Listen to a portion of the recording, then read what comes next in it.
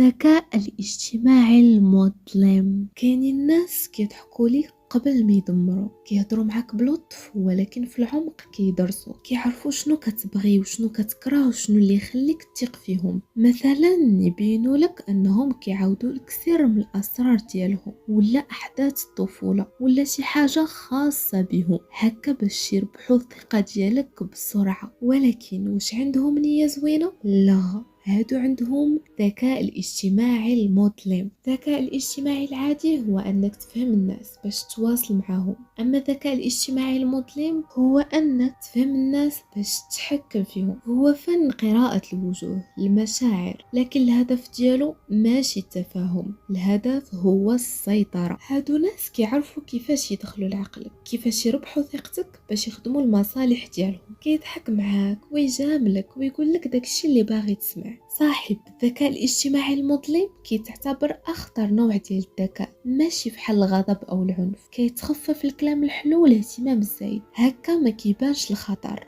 وهذا النوع تقدر تلقاهم في الحياة اليومية ديالك، زميل في الخدمة، صديق كيعرف كيفاش يخليك ديما تحس بالذنب، او حتى في العلاقات العاطفية اللي كيعرف كيفاش يعطيك الحب باش يربح السيطرة. علم النفس كيشوف ان هذا النوع من الناس كتجمع فيهم ثلاثة صفات خطيرة. النرجسية يعني كيشوف راسو فوق الجميع، الميكيافيلية متلاعب وعنده نوع من الخداع الذكي، البرود العاطفي ما كيعرفش يتعاطف وما كيحسش بالذنب. ومنين كيتجمعوا هاد ثلاثه صفات في شخص واحد بلوس عنده لسان الحلو والذكاء الاجتماعي كتكون النتيجه قاتله.